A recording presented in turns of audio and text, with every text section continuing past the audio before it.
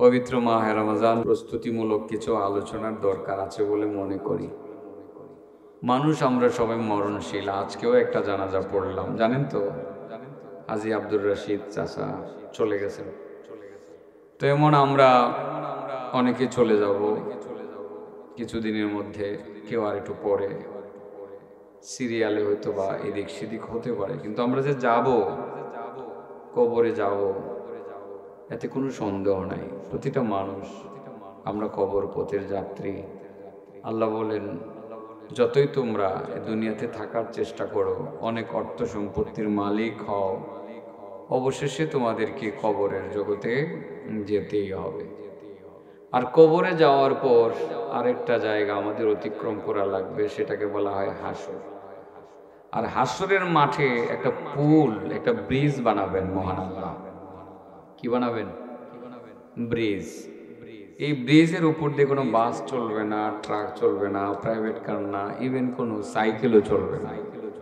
ব্রিজটা হবে 30,000 বৎসরের রাস্তা, চুলের মতো হালকা, হীরার চেয়েও ধারালো। এটা পার হইতে গিয়ে অসংখ্য মানুষ জাহান্নামের আগুনে পড়বে।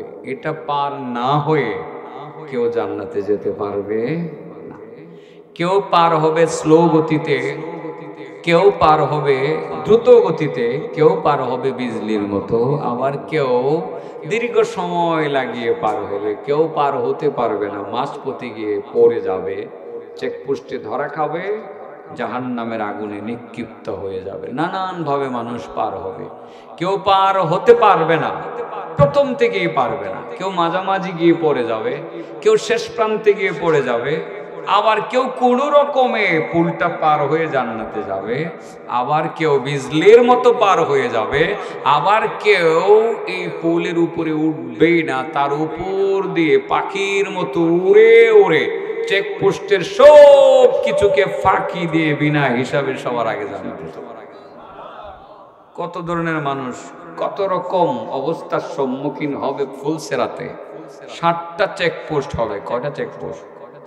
60টা চেকপোস্ট একটা ফুলসেরাতে, চুলের মতো হালকা। যদি 1 নম্বর চেকপোস্ট আপনি পার হতে পারেন, 2 নম্বরে যেতে পারবেন। 2 নম্বর পার হওয়ার পরে 3 নম্বরে যেতে পারবেন। 3 নম্বর পার হওয়ার পরে 4 নম্বরে যেতে পারবেন। যদি 4 নম্বর পার হতে না পারেন, প্রশ্নের উত্তর না দিতে পারেন, এখান থেকে জাহান্নাম। এইভাবে 7 নম্বর চেকপোস্ট অতিক্রম করার পরে আপনার জান্নাতের হিসাব। এর আগে জান্নাতের কোনো হিসাব নাই। বাংলাদেশের মুসলমান যারা আমরা আছি, আমার মনে হয় অনেকেই হয়তো বা 1, 2, 3, 4, 5, 6 পর্যন্ত পার হয়ে যাবে, কিন্তু 7 নম্বর চেকপোস্টের মধ্যে গিয়ে আমার ধারণা, এটা অবজারভেশনের আলোকে বলছি, শতকরা 90% মুসলমান তীরে গিয়ে তরি ডুবিয়ে দিবে। বুঝতে পারছেন? এটা তীরে গিয়ে তরি ডুবানো বোঝেন? তার মানে নৌকা দিয়ে পার হয়ে চলে গেছেন নদীর ঘাটে, একেবারে মাত্র আর 2-3 গজ সামনে গেলে আপনি পারে উঠে গেলেন। ওখানে যাওয়ার পরে নৌকাটা ডুবে গেল।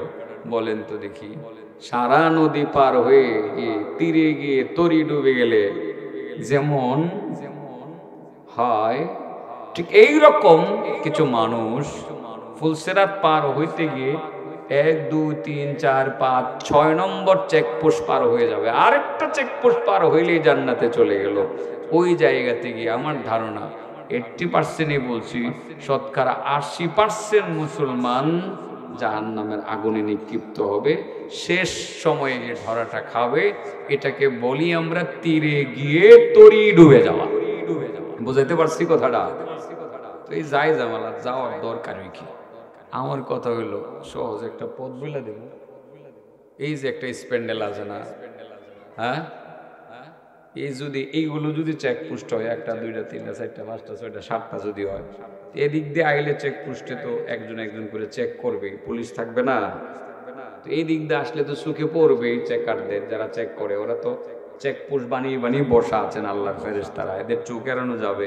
আচ্ছা, এই দিক দিয়ে না এসে যদি এই যে উপর দিয়ে তিরফালের উপর দিয়ে গেলে ভিতরের লোকজন দেখবে।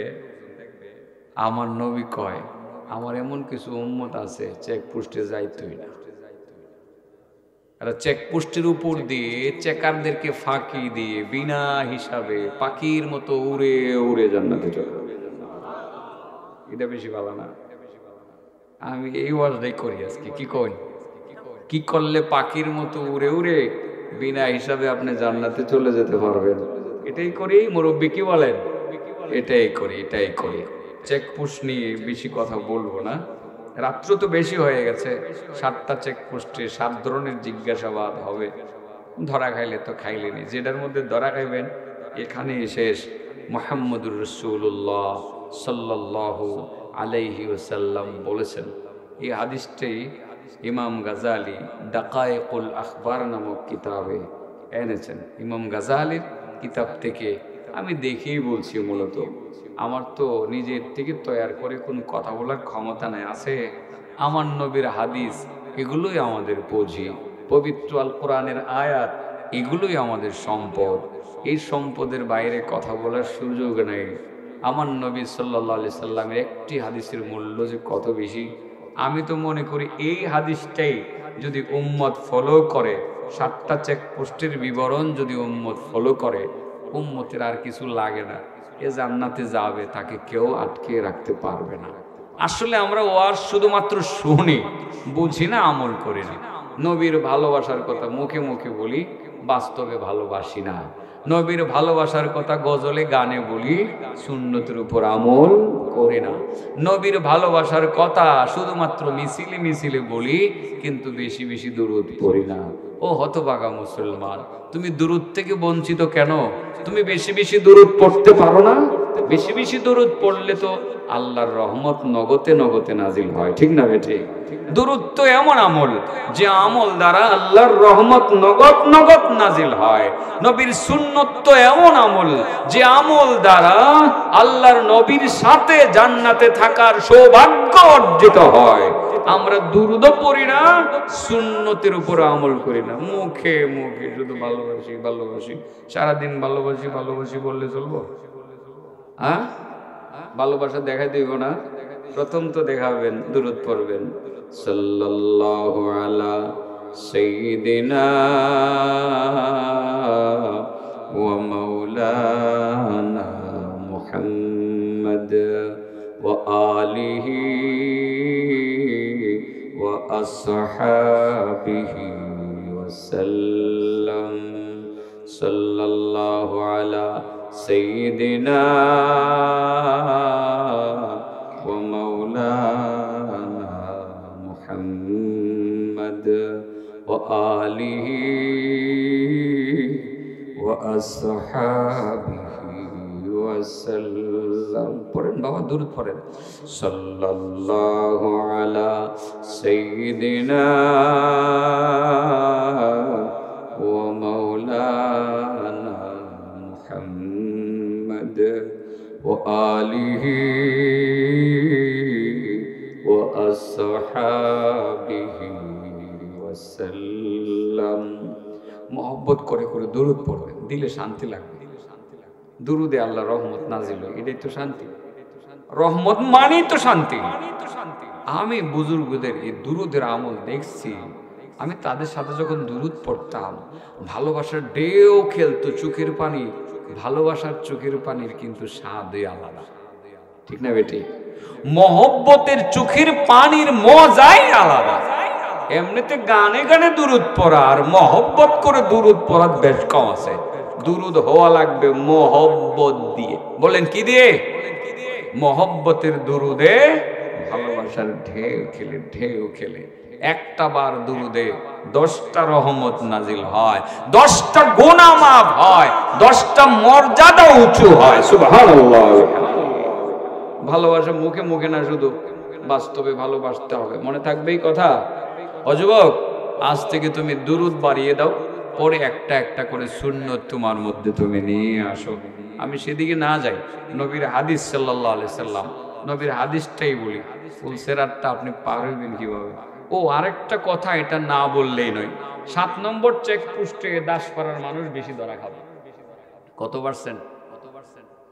হ্যাঁ, 7 নম্বরে কত পার্সেন্টে ধরা খাবে? 80%। কত পার্সেন্ট? নামাজ পড়েও ধরা খেয়ে যাবে। এটা বলে ফেলি, এটা না বললে মনে হবে না সাবজেক্ট, কিন্তু আমরা এটার ভিতর দিয়ে যাইতামই না। কিন্তু যাবো কোন কাম করলে উপরে দিয়ে যাওয়া যাইব এটাই তো কইতাম। খুব খুশি, সহজে যাইব। দেখছো কারবা বাঙালি সহজ পাইলে পাগল। আল্লাহ কবুল করো। হ্যাঁ, আমরা সহজ আমল চাই, আমিন বলি আমিন। আমরা সহজ আমল চাই চাই কিন্তু আমরা সবে চাই যে আমল করলে আমরা পাখির মতো উড়ে উড়ে জান্নাতে যাব। চেকপোস্টের চেকাররা দেখবে না, তারা বলবে ভাই আসলে কেমনে, কোন দিক দিয়ে আইসো, সিসি ক্যামেরার ফুটেজে নাই, ওই যে রেকর্ড করতেছে দেখা যায় না, তো রেকর্ডে নাই, তোমাদের ছবি নাই, ভিডিও নাই, পিকচার নাই, ঘটনা কি, কোন দিক দিয়ে আসছো? ভাই আমরা আসছি উপরে দিয়ে এসে পড়ছি। কেমনে আইলা এটা? হ্যাঁ, আমাদের আল্লাহ আমাদেরকে অনেকটা ক্ষমতা দিয়েছিল, যে ক্ষমতা বলে তোমাদের চোখ ফাঁকি দিয়ে বিনা হিসাবে একদম চেকপোস্ট ফাঁকি দিয়ে আকাশ পথে উড়ে উড়ে জান্নাতের ভিতরে চলে আসছে। সুবহানাল্লাহি ওয়া বিহামদিহি। এটা পড়ে যায়। 7 নম্বর চেকপোস্টের কথাটা বলি, যুবকরা রাগ করবা, আমার তো কাম ওই মাঝে মধ্যে কিছু কষ্ট দেওয়া, খুসা কাছা দিয়া একটু কষ্ট দেওয়া তো আমার কাম। 2-4টা খুসা না দিলে আমার ওয়াজ হয় না, খুসা দেওয়ার লাগে। আর খুসা দিয়ে আমি ফুরা গালি, কি গালি সবসময় তোমরা জানো না, এটা ফুরা গালার জন্য খুসা দিই। প্রথম তো ব্যথা লাগবই, কিন্তু ফুরাটা বললে গেলে পরে আরাম লাগতো না। হ্যাঁ, আমি এই জন্য খুসাটা দিই, আসলে কষ্ট দেওয়ার জন্য খুসা দেই না। 2-4টা খুসা তোমরা খাইবা, একটু কিরমিরায় থাকছে, একটু কিরমিরায় থাকো। আল্লাহর নবী রাসূল করিম সাল্লাল্লাহু আলাইহি ওয়াসাল্লাম বলেন, যে হাদিসটা ইমাম গাজালি নিয়ে আসছেন, যে প্রথম চেকপোস্ট কালিমা দিয়ে পার হয়ে যাবে। অনেকেই কালিমা তো সবাই জানি না, লা ইলাহা ইল্লাল্লাহ, লা ইলাহা ইল্লাল্লাহ, লা ইলাহা ইল্লাল্লাহ, লা ইলাহা ইল্লাল্লাহ, লা ইলাহা ইল্লাল্লাহ। এই কালিমা দিয়ে প্রথম চেকপোস্ট পার হয়ে যাবে। অনেকেই বাঙালিরা পার হবে, দাসপাড়ার মানুষও কালিমা জানে, মহিলারাও কালিমা জানে, পুরুষেরাও জানে, ছোট বাচ্চারাও জানে, মুরব্বীও জানে কি জানে না। নামাজ দিয়ে 2 নম্বর পার হয়ে যাবে, এবং আপনার যাকাত দিয়ে 3 নম্বর পার হয়ে যাবে, হজ দিয়ে, ভালো আচরণ দিয়ে, এইভাবে 6টা পর্যন্ত পার হয়ে গেল। 7 নম্বরে যাওয়ার পর ফেরেশতা, চেকপোস্টের ফেরেশতা জিজ্ঞাসা করবে, আল্লাহর বান্দা তোমার প্রতি প্রশ্ন হলো, তুমি দুনিয়াতে একা একা আসছিলা নাকি কারো মাধ্যমে আসছিলা? তখন আপনি বলবেন, আল্লাহর বান্দা বলবে, মাধ্যমে গেছিলাম। কোন মাধ্যমে গেছিলাম? মা বাবার মাধ্যমে গেছিলাম। তুমি মা বাবার ওসিলায় সুন্দর পৃথিবীটা দেখছো, মা বাবার মাধ্যমে দুনিয়াতে গেছো। যে মা বাবা তোমাকে দুনিয়াতে নিছে আল্লাহর হুকুমে, ওই মা বাবার সাথে তোমার সম্পর্ক কেমন ছিল? ওই মা বাবার সাথে তোমার আচরণটা কেমন ছিল? দয়া করে বলো। আল্লাহর বান্দা যদি বলে, হ্যাঁ আমার মা বাবার সাথে সম্পর্ক ভালো ছিল, সত্য কথা যদি হয়, মা বাবার সাথে যদি আচরণ ভালো থেকে থাকে, সিসি ক্যামেরার ফুটেজে যদি ধরা পড়ে সত্যি সে মা বাবার সাথে ভালো আচরণ করছে, 7 নাম্বার চেকপোস্ট পার হয়ে সে জান্নাতে চলে যাবে। আর যদি বলে না না না, মা বাবার সাথে আমার সম্পর্ক ভালোই ছিল, তবে জীবনে একবার শেষ প্রান্তে আমার মার সাথে একটু বেয়াদবি করছিলাম, আমার মায়ের মনে একটু কষ্ট ছিল, এটা আমার মনে আছে। যখন এই কথা বলবে, সিসি ক্যামেরার ফুটেজে সে টাচ করে দেখবে, চেক করে দেখবে, সত্যি তার জীবনের শেষ প্রান্তে তার বউ বউকে কেন্দ্র করে তার মায়ের সাথে তার সম্পর্কটা খারাপ ছিল। মায়ের খোঁজ খবর নিতে পারে নাই, স্ত্রীর ভালোবাসার টানে ভাগলপুরে বাসা ভাড়া নিয়ে থাকতো। মাকে শীতের দিনের পোশাক দিত না, খাবার দিত না। এটা যখন সিসি ক্যামেরার ফুটেজে ফুটে উঠবে, তখন ওই ফেরেশতারা 7 নম্বর চেকপোস্ট থেকে বলবে, 6 নম্বর চেকপোস্ট পর্যন্ত পার হয়েছিল বান্দা, শেষ পর্যন্ত তীরে আসিয়া তোমার তরিটা তুমি ডুবাইয়া নিজের হাতে ডুবাইয়া দিলা। তোমার মারে কষ্ট দিলা, তোমার বাবারে কষ্ট দিলাম, তোমার জান্নাতে যাওয়ার অধিকার নাই। এতটুকু সামনে রাস্তা অতিক্রম করার পরেও তুমি সামনে যেতে পারবে না। ফেরেশতারা ধাক্কা মেরে এখান থেকে তাকে জাহান্নামের আগুনের মধ্যে ফেলে দিবে। এখান থেকে তার জন্য জাহান্নাম অবধারিত হয়ে যাবে। নাউযুবিল্লাহ বলেন। তারপরে বলেন তো দেখি বাবা, বলেন তো দেখি 7 নম্বর চেকপোস্টে ধরা খাবে কে? পিতা মাতার অবাধ্য সন্তান যে, ঠিক না বেটি? এই জায়গাতে 80% ধরা খাবে। কত পার্সেন্ট? আমার মনে হয় আর কি কোনো না কোনো ওইতে মারেও কষ্ট দে, বাবারেও কষ্ট দে। বিয়ে করার পরে আর মারেও চিনে না, বাপেরও চিনে না, এমন সন্তান আছে না? অবাগা হতবাগা সন্তান। বিয়েটা করার পরে মারও কোনো দাম নাই, বাবারও কোনো দাম নাই। মার কোনো ইজ্জত নাই, বাবারও কোনো ইজ্জত নাই। মা খাইলো কি খাইলো না খবর নাই, বাবা খাইলো কি খাইলো না খবর নাই। ও ছেলে, হতবাগা ছেলে, তুমি তো 6টা চেকপোস্টই পার হয়ে গেছিলা। মায়ের সাথে শেষ সময়ে বিয়ের পরে দুর্ব্যবহার করে তীরে গিয়ে তোমার তরিটা তুমি ডুবাইয়া দিলা। নিজের পায়ে নিজে কুড়াল মাইরা নিজে নিজে জাহান্নামের আগুনে নিক্ষিপ্ত হইলা। তোমার মতো দুর্ভাগার হতভাগা কপাল পোড়া কয়জন আছে? বুঝতে পারছো দোস্ত? তাহলে শেষ সময়ে আটকা পড়লে দুঃখ না? এটা দুঃখ না? সবই তো গেছিল গাভার হইয়া, কিন্তু এই জায়গাটা গিয়ে ধরা গাইলা। তাহলে আজকে থেকে মা বাবার লগে একটু আপোষ করে ফেলার দরকার আছে না? আছে?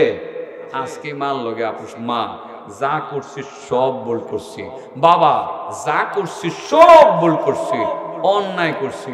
ছেলে মেয়ে আমারও হয়েছে, তুমিও আমার বাবা, তুমি আমার মা। আমি ছেলে মেয়ে স্ত্রী সন্তান নিয়ে ভালোই আছি, তোমাদের খোঁজ খবর রাখতে পারছি না। তোমরা জন্ম না দিলে তো এই দুনিয়াতে আসতে পারতাম না, তোমাদের মাধ্যমে আসছি। মা আমার মাফ করে দিও, বাবা আমার মাফ করে দিও। জিন্দেগিতে মা বাবা সন্তানের দুঃখ কষ্ট মনে রাখবো, জীবনও মনে রাখতো না একটু খুলে। আরে বাবা তুই কি কস?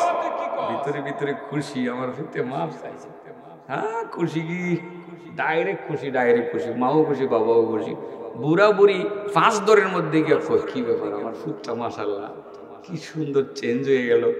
এতদিন আমার ফুটে দেখতেও আসে না, এতদিন খোঁজ খবরও রাখে না, আজকে কি হলো ঘটনা কি? ও আজে গেছিল মনে হয়, ও আর শূন্য ফুতের মধ্যে এত পরিবর্তন। ডাক দিয়ে বাসান কি খাইয়াছিস বাগলপুরের বাসার থেকে? কিছুই খাইছিস না বউ? আমি মুরগির তরকারিটা গরম করে দেই, তুই তোর জিভুত লইয়া খাইয়া এরপরে যাবিনি, নাইলে আজকে থাইকা যাইবে, কালকে আমরা দুইজন তোর বাসায় বেড়াইতে যাবো। মা খুশি আর বাবা খুশি। ও মিয়া জানো নি 7 নম্বর চেকপোস্টে তোমার আটকাইকে, এখানে তোমার কেউ আর আটকাবে না। আর এই যে কামটা তুমি করলা, আজ রাত তোমার মা আর তোমার বাবারে খুশি করলা। তুমি কি কামাই করছো তুমি জানো? আল্লাহ নবীর সাহাবী আনাস ইবনে মালিক থেকে বর্ণিত হাদিস, কেউ যদি মা বাবাকে ছোট্ট একটা কথা বলে খুশি করতে পারে, নগদে তার আমলনামায় 2 লক্ষ বছরের নফল ইবাদতের নেকি জমা হয়ে যায়।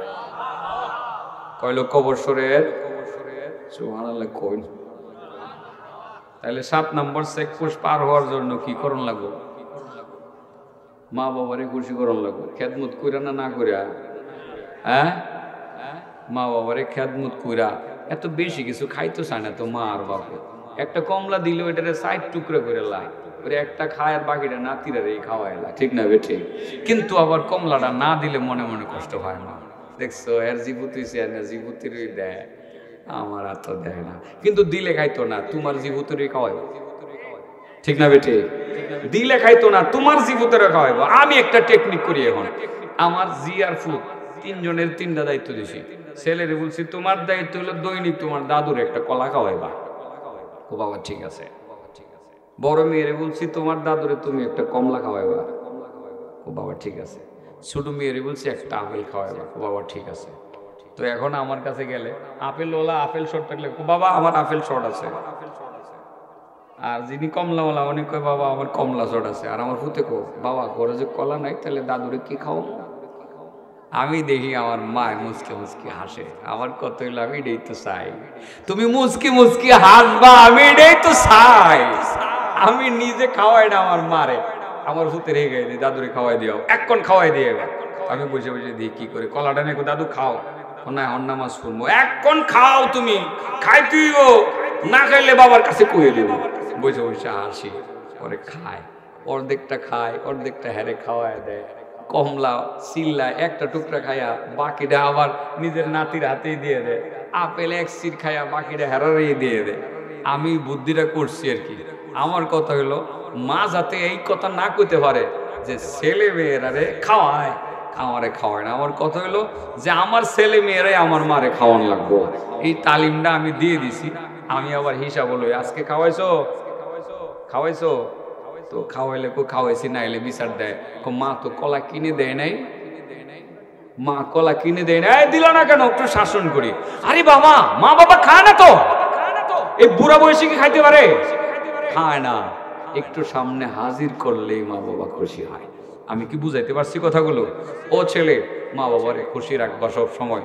7 নম্বর চেকপোস্টে ধরা খাওয়ার কোনো আশঙ্কা নাই, তীরে গিয়ে তোমার দড়ি ডুববে না, তুমি হাসতে হাসতে জান্নাতে চলে যাবে। আল্লাহ তো সেই জন্যই কোরআনে বলেন ওয়াকাদা রাব্বুকা আল্লা তা'বুদু ইল্লা ইয়াহু ওয়া বিল ওয়ালিদাইনি ইহসানা ইম্মা ইয়াবলুগান্না ইনদাকাল কিবারা আহাদুহুমা আও কিলাহুমা ফালা তাকুল লাহুমা উফফিন ওয়ালা তানহারহুমা وقل لهما قولا كريما واخفض لهما جناح الذل من الرحمة وقل رب ارحمهما كما ربياني صغيرا বলেন رب ارحمهما كما ربياني صغيرا رب ارحمهما كما ربياني صغيرا আল্লাহ বলেন ও নবী তোমার রব হুকুম করেছেন একমাত্র আল্লাহর ইবাদত করতে হবে, আর কারো ইবাদত করা যাবে না। 2 নাম্বার হলো মা বাবার সাথে ভালো আচরণ করা লাগবে।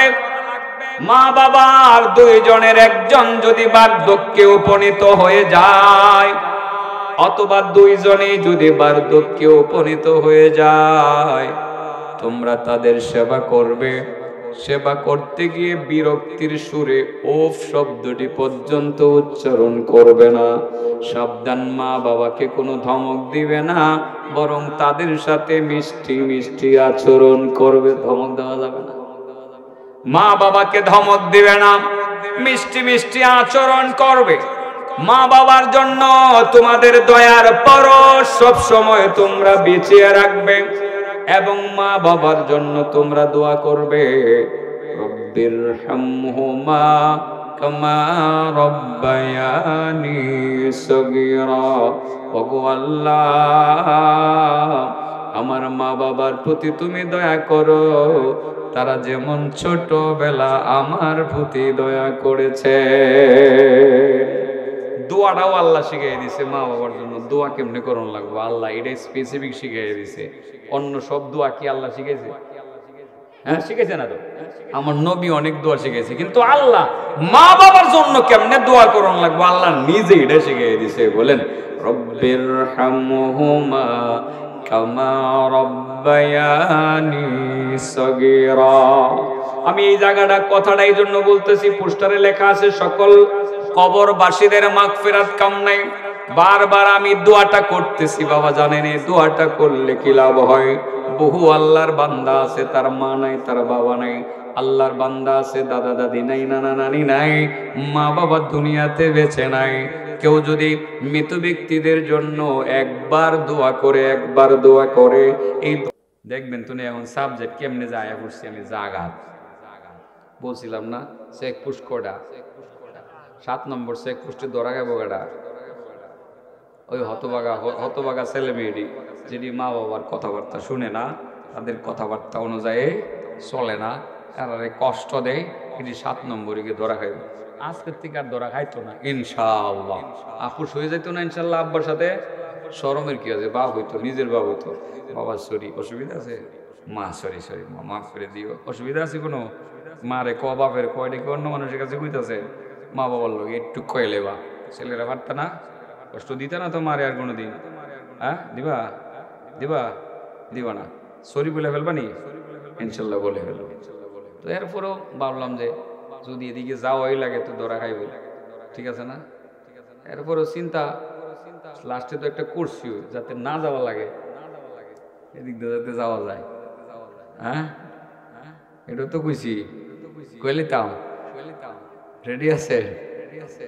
আচ্ছা, ইমাম গাজালি দাকায়েকুল আকবারে লেখেন, কিছু মানুষ তারা চেকপোস্টের সবকিছু ফাঁকি দিয়ে আকাশ প্রতি উড়ে উড়ে জান্নাতের ভিতরে চলে যাবে। তো ফেরেশতারা যারা চেকপোস্টের দায়িত্বে, এরা মাঝে মধ্যে দিকে দেখতো না, কি তুমি কোন ফাঁক দাইছো? দেখি সিসি ক্যামেরার ফুটেজে নাই। কি ক্যামেরা ধরা বললো না, কোন দিক দিয়ে আইছো?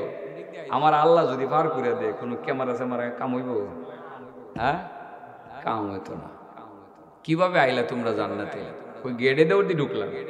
কেমনে ঢুকছো? কই যে আমরা ঢুকছি পাখির মতো উড়ে উড়ে আমরা জান্নাতের ভিতরে ঢুকে গেছি। কেমনে ঢুকলাম? যে আল্লাহ আমাদেরকে একটা আমল করার তৌফিক দিছিলেন, এই আমলটা আমরা বৎসরে করতাম। কি আমল? রমজান মাস আসলে আল্লাহরে খুশি করার জন্য, একমাত্র আল্লাহরে খুশি করার জন্য রোজা রাখতাম। কি রাখতাম? এই জন্য মহান আল্লাহ স্পেশালি বিশেষ ক্ষমতা বলে, কি বলে? বিশেষ ক্ষমতা বলে আমাদেরকে নির্দেশ দিছে, আমরা পাখির মতো উইরা উইরা চেকপোস্টের উপর দিয়া সব চেকারদেরকে ফাঁকি দিয়া আমরা বিনা হিসাবে সবার আগে জান্নাতে এসে বসছি। এটা কি রোজা রাখলে না না রাখলে? হ্যাঁ সামনে রোজার মাসে রোজা রাখা লাগবো তো। গ্যাস্ট্রিকের রোগী হুজুর রোজা রাখতারি না। আম্মাই না করছে, আম্মাই কয় আমার বলে খিদা লাগবো, আমি লেখাপড়া করি। বাপে না করছে, আমার সামনে পরীক্ষা, আব্বাইকে পরীক্ষা খারাপ হইব। এই বেটা রোজা ফরজ হইছে, হুকুম কার? আল্লাহর হুকুম বড় না বাপের হুকুম বড়? এ জায়গাতে আল্লাহর হুকুম বড়। আর বাপগুলো তো ব্যাককল, যেসব বাপে এই মানে প্রাপ্তবয়স্ক ছেলে মেয়েদেরকে রোজা রাখতে দেয় না, এই বাপগুলো ব্যাককল, নিজের হাতে ধরে ফুলারে জাহান্নামে পাঠানোর ব্যবস্থা করতেছে। বাবা ছেলেরে রোজা রাখতে শেখান, একবেলা না খেলে কিচ্ছু হয় না, একবেলা না খাইলে কিচ্ছু হয় না। 12 বছর বয়স থেকে রোজার পূর্ণাঙ্গ ট্রেনিং দেওয়া হইবেন, এর আগের থেকেই দেওয়া হইবেন। 12 বছরে পূর্ণাঙ্গ ট্রেনিং দেওয়া হইবেন, রোজা রাখাইবেন। ছেলে মেয়েরা রোজা রাখবে, শারীরিক সুস্থতা বৃদ্ধি পাবে। 1 মাস রোজা রাখলে ভিতর ভালো হবে তো আস্তে আস্তে। উপবাসের অনেক কল্যাণ, রোজার অনেক লাভ, লাভের বর্ণনা করলে রাত শেষ হইব। আমি রাত শেষ করতেতাম না, আমার জানে দিতেছে না। আমি যে কালকা সকালে বেরিয়েছি, আমি কিন্তু বাসা তো যাইতেছি না, বিছনা তো শুইতারছি না। বিছনাতে শুমু কেমনে? আমার চাচা মারা গেছে, আপনারা তো শুনছেন, ওই অনেক ভালোবাসতো আমার। আমি আর ওই মদন থেকে আর টিকে থাকতে পারলাম না, কোনো রকমের তাড়াইলে এসে শেষ রাত্রটা যাপন করে সকালে চলে আসছি আমি এখানে। আইসা আগরপুর মাদ্রাসায় ঢুকছি, ঢুকে একটু ফ্রেশ হয়েছি, মেসোয়াক টেসোয়াক কইরা জোহরের নামাজটা পড়ে আবার জানাজায় আইছি। এখান থেকে আবার গেছি কিশোরগঞ্জ গিয়া বয়ান করে আবার এদিকে রওনা দিছি। রেস্ট পাইলাম কোন সময়? রেস্ট পাই নাই তো, আসলে জানে দেয় না। আর একটা কথা আপনারা জানেন, সজাগ থাকলে কণ্ঠ কিন্তু সাপোর্ট করে না, গলা দিয়ে আওয়াজ বের হতে চায় না। কোনো রকমে কষ্ট করে করে কথাগুলো বলছি আমি। 40টা মিনিট সময় কোনো রকমে পার করতেছি, দেখি আরো কয়েকটা মিনিট সময় যাবে। ওই উড়ে যাবো কেডা? তো রোজা রাখুন তো নাকি? রোজা যে কেমন ইবাদত, শুধু খালি রোজার সংজ্ঞাটা দিয়ে আমি শেষ করি দিতাম। দুইটা লোক উঠলো রে, আমার চাচা দুজন উঠে গেছে, ফেটে খুদা লাগছে, ও আইবো আবার আইবো, বুড়া মানুষ জরুরত হয়ে গেছে। এরা আসলে উড়াই দিছি দীক্ষা, ভাবছে উড়াল যখন দিতারছি আর কিচ্ছু লাগবে না জায়গা। এই জন্যই আমি আসল কথাটা দেরিতেই কই। আবার এটা দেরিতে বলেও সমস্যা, এই যে এদের ক্যামেরা দিয়ে এটা করে না, করার পরে তো ফেসবুকে লোকজন অনেক কয় আমি আসল কথা কই, দেরি করতেছেন কেন, হ্যাঁ বাবা হনুর লাগে, এখন এটি আটকাই দুইবার লাগে আমি আসল কথাটা দেরি করি। এটা তো হ্যাঁ বোঝাই পারি না যে মাঝে দিয়া একটা কথা আটকায় থুইয়া মোটামুটি কিলানো যায়, কিছু শাসন বাসন করা যায়। পিতামাতার নাফরমানদেরকে মোটামুটি শাসন করলাম না, তো গুতায় গাতায় ফুরা টুরা গাললাম, এই গালানোটা তো গালাই থাকতাম না যদি আসল কথা আগে কইলে তো যাবো আগে। কথা বুঝছেন না? এটা তো আর এই লোকগুলোরও বুঝাইতে পারি না, এরা তো খালি অপেক্ষায় আছে, আসল কথাটা কয় না, না করলে পরে ফালায় তো মোবাইল, আসল কথা কয় না, পরে একটা কমেন্ট লেখে আসল কথা তাড়াতাড়ি কয় না, হাজারে কথা কই না, এরকম লেখে। আমি দেখি মাঝে মধ্যে, মাঝে মধ্যে দেখি আসল কথা কইছি, এরা দুইজন চাচা ঠিক গেছে। হ্যাঁ, আসল কথাটা আরো দেরিতে করলাম, বুঝছি কি করেন আপনারা? আরে মিয়া আসলটাই তো রয়েছে, এটা কি কইছি? আর দেখেন আবার আইব, আসলটাই রয়েছে। দেখেন যে রোজা কারে কয়? রোজা এমন এক ইবাদতকে বলে আল্লাহু আকবার, যে ইবাদতের মাধ্যমে বান্দা শুধু মহান আল্লাহর কাছে যান, শুধু এমনটাই না, বরং আল্লাহ নিজে প্রত্যেক দিন বান্দার কাছে চইলা আসেন রোজার মাধ্যমে। কিসের মাধ্যমে? আল্লাহ নিজে এসে বলে কটুক কাছে আসে। আল্লাহু আকবার কইতাম, হাদিসটা কইতাম, কেমনে আসে কিভাবে আসে কইতাম। মুসা নবীর নাম শুনছেন? বাড়ি কই? সিরাগাং। কোন জায়গায় বলেন? মিশর বলেন। আর ইতিহাস জানার জন্য না বলি কথাটা, বলেন কোথায়? মিশর নাকি? ওখানেই তো মুসা নবী আলাইহিস সালাম, ওনার উপরে আল্লাহ একটা কিতাব নাজিল করছিলেন। কিতাবের নাম হলো কোরআন শরীফ। কি? হ্যাঁ, তাওরাত। আর ঈসা নবীর উপরে কি নাজিল হয়েছিল? আর দাউদ নবীর উপরে। আর আমাদের নবী আল্লাহর বন্ধুর উপরে আল্লাহু আকবার, শ্রেষ্ঠ কিতাব আল কোরআনুল কারীম, কোরআনুল মাজিদ, শ্রেষ্ঠ কিতাব, শ্রেষ্ঠ নবীর উপরে শ্রেষ্ঠ কিতাব। দেখেন একটু বুঝেন। মুসা নবী আলাইহিস সালাম উনি অনেক চিন্তা ভাবনা করে দেখছে সারা দুনিয়াতে আল্লাহ বহু নবী রাসূল পাঠাইছে, আমার মতো এত নামি দামি নবী রাসূল মনে হয় আল্লাহ পাঠাইছে। মুসা নবীর কথা হলো, হ্যাঁ আমার সময়ে তো অনেক ঘটনা ঘটছে, ফেরাউনে নদীতে ডুববা মরা, ঠিক আছে না? আর লাডি তো আল্লাহ আমার একটা দিছে, ওই যে লাডি বার ফাত্তরে আঘাত করলে পানি বাইরে হয়, সাগরে আঘাত করলে রাস্তা হয় নাকি? মাটির মধ্যে গাইরে তুলে আপেল গাছ হয়, মাটির মধ্যে গাইরে তুলে আপেল গাছ হয়। আবার সময় জাদুগিরের সামনে ভালাইয়া দিলে সব হয়ে জায়গা। দেখছুনি লাডির একটা রাডির মধ্যে কি মুজেজা আল্লাহ দিয়ে দিছিল নবী। সুবহানাল্লাহ। মুসা নবীর কথা হইলো এই লাডিটাই তো আমার শ্রেষ্ঠত্বের বড় প্রমাণ। তাইলে আল্লাহর কাছ থেকে শুধু ঘোষণাটাই না আনতে হবে যে আমি সর্বশ্রেষ্ঠ নবী।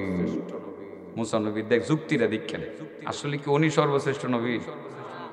এটা সর্বশ্রেষ্ঠ নবী, এটা এমনি মুখ দেখলে তো না, বাস্তবে দেখেন কেমনে যে আমার আল্লাহ মুসা নবীর বুঝাইয়া দেয়, কেমনে বুঝাই দেয় এবং কেন বুঝাইয়া দেয়। মুসা নবী গেছে আল্লাহর কাছে, গিয়া কো আল্লাহ তুমি আমারে পাহাড়ে দাওয়াত করে আনো মাবুদ, তোমার সাথে আমার কথাবার্তা হয়, তোমার আমি দুই চারটা কথা বলি মাবুদ। এক নম্বর কথা হইলো তুমি যে আমার লাঠিটা দিলা, এই লাঠি দিয়ে তো আমি অনেক কাজ করতে পারি, লাঠি দ্বারা গাছ থেকে পাতা পারি, বকরি চড়াই, প্রয়োজনে এটা টর্চ লাইটের কাম হয়, অন্ধকারে যখন বেরোয় টর্চ লাইট থাকে না, হাত দিয়ে ঘষা দিলে টর্চ লাইটের আলো জ্বলে। সুবহানাল্লাহ বলেন। আর যখন আমি একা একা থাকি, আমার সাথে কথা বলার মতো কোনো মানুষ যখন আমি খুঁজে পাই না, লাঠি আমার সাথে কথা কয়, তার সাথে কথা বলতে বলতে যেখানে ইচ্ছা সেখানে যায়। সাগরের পানিতে পাড়ি দিলে রাস্তা হয়, ঠিক আছে না? এবং পাথরে আঘাত করলে পানির ফোয়ারা বের হয়, পানির মাটির মধ্যে গেড়ে দিলে আপেল গাছ কমলা গাছ হয়ে যায়। মাবুদ কি একটা লাঠি দিছো। এই যুক্তির আলোকে আমি তো বলতেই পারি আমি তোমার সর্বশ্রেষ্ঠ বান্দা এবং তোমার সবচেয়ে বেশি কাছের বান্দা। আল্লাহ মুসা নবীর কো মুসা আরো কিছু কথা থাকলে কো। মুসা গো মাবুদ আরেকটা কথা আছে। কি কথা? কই এই কোরআনের কথা, কিন্তু লাঠির কথা কোরআনে আছে না? ওমা তিলকা বিয়ামিনিকা ইয়া মূসা ক্বালা হিয়া আসায় আতাওয়াক্কাউ আলাইহা ওয়া আউশু বিহা আলা গানামি ওয়ালিয়া ফিহা মাআরিবু উখরা। সেই লাঠির কথা কোরআনে আছে। তারপর মুসা নবী বলেন, মাবুদ তুমি আমারে কালিমুল্লাহ বানাইছো, কালিমুল্লাহ, তুমি আমার সাথে কথা বলো, পাহাড়ের মধ্যে তুমি আমাকে দাওয়াত করে আনো, আমার সাথে মায়াবী কণ্ঠে মধুর কণ্ঠে কথা বলো। দুনিয়ার কোন নবী রাসূলকে পাহাড়ের মধ্যে দাওয়াত করে এনে তুমি মায়াবী কণ্ঠে মধুর কণ্ঠে কারোর সাথে কথা বলো নাই। এই 2 নাম্বার যুক্তির আলোকে আমি তো বলতেই পারি আমি তোমার সবচেয়ে বেশি কাছের বান্দা। মহান আল্লাহ এবার মুসা নবীকে ডাক দিয়া বলেন, মুসা তুমি আমার কাছের বান্দা সেটা সত্য, তবে সর্বশ্রেষ্ঠ নও। তুমি আমার শ্রেষ্ঠ বান্দা সেটা সত্য, তবে সর্বশ্রেষ্ঠ নও। মুসা জেনে রাখবা, আখির জামানায় আমার এক নবী আসবে, এই নবী হবে সরাসরি আমার বন্ধু। সুবহানাল্লাহ বলেন। আমার নবীর উপরে রমজান মাস নামের একটা মাসে আমি একটা কিতাব নাজিল করব, যে কিতাবের নাম হবে আল কুরআনুল কারীম। আমার নবী রমজান মাসে রোজা রাখবেন, আমার নবী রমজান মাসে রোজা রাখবেন, আমার নবী রমজান মাসে কোরআন তিলাওয়াত করবেন, আমার নবীর উম্মতেরা রোজা রাখবে, কোরআন তিলাওয়াত করবে। ও মুসা, আমি যখন ঠিকই তোমার সাথে সিনাই পাহাড়ে মায়াবী কণ্ঠে মধুর কণ্ঠে কথা বলি, আমার মধ্যে তোমার মধ্যে 70,000 পর্দা কাজ করে। 70,000 পর্দা ডিঙ্গাইয়া আমার জবানের আওয়াজ গিয়া তোমার কানের মধ্যে লাগে। ও মুসা, কিন্তু আমার আখির জামানার নবীর উম্মতেরা যখন রমজান মাসে রোজা রাখবে, বিকাল বেলা যখন ইফতারি করতে বসবে, ইফতারি অনেক আইটেমের ইফতারি তার চোখের সামনে সাজানো থাকবে, অনেক আইটেমের শরবত তার জুস তার চোখের সামনে সাজানো থাকবে। পেটের ক্ষুধা লাগবে, পানির পিপাসায় কলিজা শুকিয়ে যাবে, বিকাল বেলা ইফতারি সামনে নিয়ে বসে থাকবে। এত কষ্ট পাওয়ার পরেও সূর্য না ডুবা পর্যন্ত আমার ভয়ে তার 1 ফোঁটা পানিও মুখের মধ্যে নিবে না। ও মুসা, আমি যখন সিনাই পাহাড়ে তোমার সাথে কথা বলি মায়াবী কণ্ঠে মধুর কণ্ঠে, আমার মধ্যে তোমার মধ্যে 70,000 পর্দা কাজ করে। 70,000 পর্দা ডিঙ্গাইয়া আমার জবানের আওয়াজ তোমার কানের মধ্যে লাগে। কিন্তু আমার আখির জামানার নবীর উম্মতেরা রমজান মাসে রোজা রেখে বিকাল বেলা যখন ইফতারি করতে বসবে, ওই সময়টায় আমি তাদের এতই কাছে চলে যাব যে, এতটা কাছে চলে যাব যে আমার মধ্যে তাদের মধ্যে 70,000 কেন একটা পর্দাও বাকি থাকবে না। রোজা রাখলে না না রাখলে আল্লাহ বান্দার কাছে চলে আসে। কোন সময়? ইফতারির সময়। কার কাছে চলে আসে? যে রোজা রাখকে ইফতারি করে না না রাখকে ইফতারি করে। রোজা রাখুন তো নাকি? রোজা রাখলে আপনি চেকপোস্ট পার হইতে পারবেন। হারি বাবা, আল্লাহরে খুশি করার জন্য যদি রোজা রাখকেই থাকেন, তাইলে তো তাকওয়া আইবই। আর তাকওয়া আইলে এই রোজা আপনারে কিলাইয়া মসজিদে নিব, হারাম থেকে বাঁচাইবো, হজ করাইবো, এক রোজাই আপনারে সোজা করে লাইব। তাকওয়াবান হতে পারবেন আপনি সত্যি সত্যি আল্লাহকে খুশি করার জন্য যদি আপনি রোজা রাখতে পারেন। রোজা কিনেই 2-4টা কথা বললাম, ফাঁকে শুধুমাত্র 7 নম্বর চেকপোস্টে গিয়ে ধরা গাইব যে ওই যে এই যে চালাক ফুলাডি ছেলেটি হেরারে কিছু কইলাম আর কি, যাতে হেরা 7 নম্বর চেকপোস্টে ধরা না খায়, মা বাবার যাতে খেদমত করে, তাদেরকে খুশি করতে পারে। ছেলে বলো, মা বাবারে খুশি করতে পারলে কয় লক্ষ বছরের নকল ইবাদতের নাকি পাওয়া যাবে গো? মাশাআল্লাহ। মনে থাকবে না কথাগুলো? মনে থাকবে। অনেক কথাই বলছি, আমি বলতে পারি আরো অনেক, চেষ্টা করলে কিন্তু কষ্ট হবে আমার। থাক, আজকে আমার সাইরেই দেন, ঠিক আছে না? পারতেছি না আমি। বহুত কষ্ট হইতেছে আমার, যে কথাগুলো বললাম আমি সহ আমাদের সকলকে মহান রব্বুল আলামিন আমল করার তৌফিক দান করুন। ওয়া আখিরু দাওয়ানা আলহামদুলিল্লাহি রাব্বিল আলামিন।